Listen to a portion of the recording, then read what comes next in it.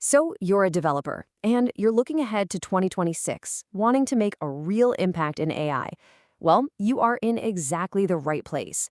In this explainer, we're going to cut through all the noise and give you the definitive math blueprint, a real, actionable roadmap to the skills that are going to matter. Let's dive right in. You see what's happening with AI, you know it's the future, and you want to be one of the people building it. But when you really look under the hood of any AI model, whether it's a large language model or an incredible image generator, what's the one skill that actually powers the whole thing? And spoiler alert, it's not just about being a great coder. It's the very language machines use to think. And that language is math. All right, so here's our game plan. We've built this blueprint around 4 absolutely essential pillars. We're going to break down what they are, and more importantly, why they are so critical. We'll start with the data backbone, move on to the learning engine, tackle the uncertainty logic, and then the efficiency tools. And don't worry, we'll wrap it all up with a starter kit so you know exactly where to begin. First up, pillar number 1, the data backbone. You'll know it by its more formal name, linear algebra. Seriously, think of this as the skeleton that gives all the messy, chaotic data in the world a solid structure that an AI can actually work with. So what's its job really? Well, at its core, linear algebra is how we translate our world into a format that computers can digest. Think about it. A single photo on your phone to a computer, that's just a giant grid of pixel values. And that grid, that's a matrix. A user profile on a website might just be a long list of their likes and dislikes. Yep, that's a vector. Linear algebra is what takes all this chaos and organizes it into these neat packages, turning a complete mess into structured, usable information. And these concepts on screen, these are the actual power tools you'll be using. Matrix multiplication isn't just some boring thing you did in school, it's the fundamental operation happening millions of times a second inside a neural network. And something like SVD, that's like a superpower. It helps you take a data set with, say, hundreds of different features and find the handful that actually matter. These aren't abstract ideas. They are the workhorses of modern AI. Okay, great. So you've used linear algebra, and now your data is perfectly organized. It's all sitting there in these beautiful, structured matrices, just ready and waiting. But that brings up the next huge question, right?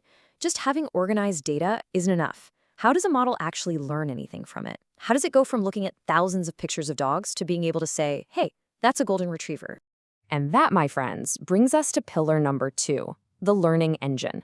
This is all powered by calculus. So if linear algebra was the skeleton, think of calculus as the central nervous system that allows for movement, for adaptation, for actual learning.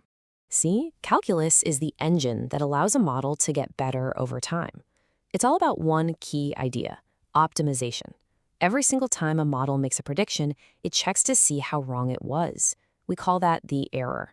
The entire goal of training is to make that error as tiny as possible.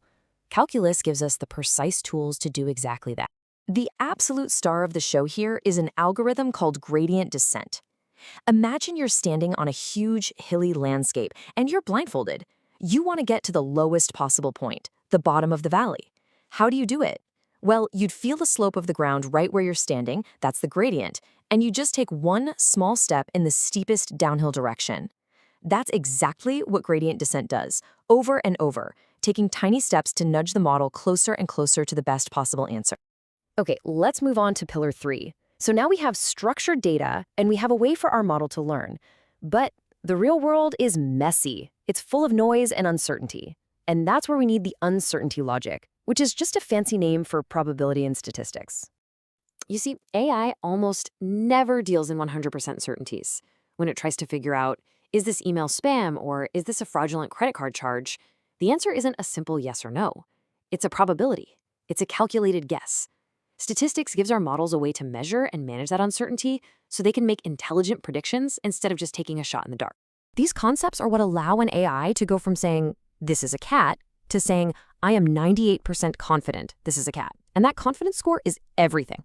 For example, Bayesian statistics lets a model update its beliefs as it sees new information, which is how it gets smarter over time. And regression analysis helps it find hidden relationships in data, like how the square footage of a house might predict its price. This is how we build really sophisticated AI. And that brings us to our 4th and final pillar, the efficiency tools. These come to us from the world of discrete math and optimization. This is all about solving very specific kinds of problems and making sure our solutions aren't just correct, but that they're also fast and efficient. This becomes absolutely vital when you're working with data that's all about connections. Think of a social network, a city map for a delivery service, or even the structure of a molecule. Here, the problem isn't just about prediction, it's about finding the best path or the most efficient way to connect things given a whole bunch of constraints. Take graph theory. That's the secret sauce behind your GPS finding the fastest route. And it's how Netflix's recommendation engine figures out what you want to watch next. And then you have linear optimization, which is all about finding the best possible outcome given a set of rules, like a shipping company figuring out the absolute cheapest way to get packages to their destinations. These are the tools that make AI practical in the real world. So that's the blueprint. Those are the 4 pillars of AI math. I know it's a lot to take in.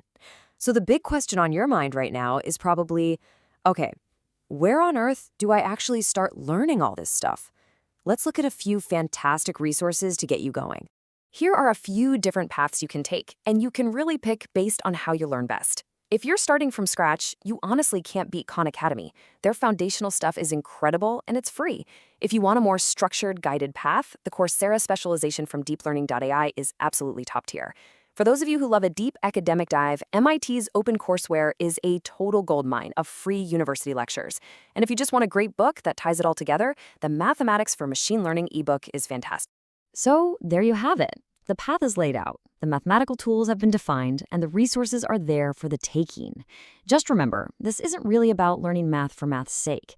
It's about learning the language of creation, the language you need to build and innovate in this new era. You have the blueprint in your hands. So the only question left is, what are you going to build first?